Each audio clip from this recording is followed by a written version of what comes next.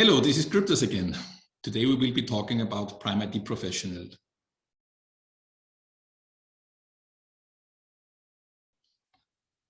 Smart cards are an important component in the primeid professional package.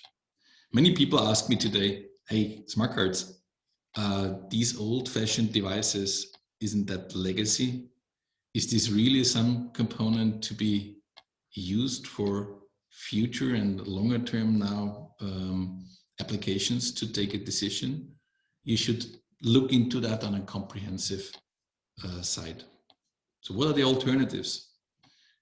Many organizations in the digital transformation process do look into smartphones. These tiny little gadgets are, it looks like the answer to everything. And so why not also to bridge the gap between the human being interacting with digital systems? So yes, you could also use a smartphone to put some cryptographic means in there and apply those to some kind of use cases. So you can use a smartphone to unlock your computer. You can use a smartphone to open a door. You can use a smartphone maybe also to open a car and to unlock and to start the engine. So is that already the answer and the end of the story? And the question is if smart cards are still an important factor? No, it isn't. The reason is because smart cards are there since 30 years. They are extremely standardized, independent devices. What does this mean? Working with smartphones is a very nice experience to users if you do not use them 10 times every hour. So for applications in the banking field, e-government applications, e-government is 1.6 in average applications per year. That's fine.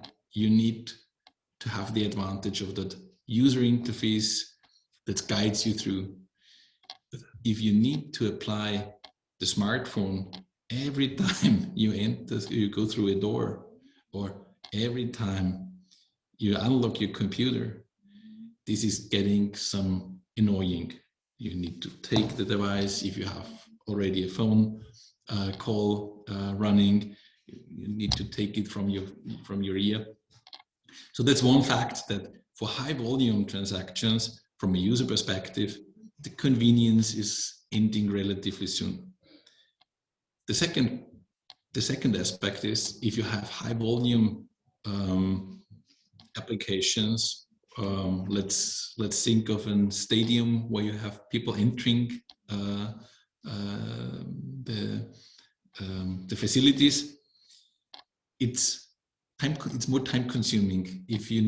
If someone needs to take the phone, search for the appropriate application, it's not working, you get some queuing in there. So for everything which is high volume, smart cards are still, or some alternative dedicated devices are still having a lot of advantages. But for you as a provider, the long-term aspect is more important. Phones are changing all few years. You have no control on the implemented security mechanisms. You have no control on which actual devices will be used by your user population. So in effect, if you're reliant to that application, and if business continuity is a concern to you, you need to have answers how to make sure that that kind of application is for sure reliably also working in 10 years of time. And if you look back 10 or 20 years in the mobile phone industry, you will recognize that there were a lot of changes. If you look into the smart card industry, you will find very similar concepts. So this is also the reason why still passports or ID cards for health, for everything, are still on that kind of technology. Not because from a functional perspective, they couldn't be done on a passport or on a mobile phone as well. It's about they will be there independent on any other provider. So if you're in charge of a security concept, if you're in charge of the availability of a kind of system and mechanism, you need to sit in the driver's seat. And if you're issuing smart cards to a user population, they will behave according to your definition. All of them. Also the next batch. Also due to the standardization, the batch you will deploy in 5 years. So having said that, establishing a primary identity based on something which is really robust, which is independent, which is purely there, purely working, no single point of failure in there, is a very important and critical aspect to your overall security scene. That doesn't necessarily mean that smartphones shouldn't or couldn't be a part of that game. So what we are saying is that if you have a robust, long-term primary identity, you can use that to enroll into secondary mechanisms, which also can be an application in your mobile phone. If it fails, no worries, you still can go back to your primary identity and you will be up and running. The one or other application might not be that convenient for the user, but in a disaster case, it's better it's working at all rather than it's not working at all.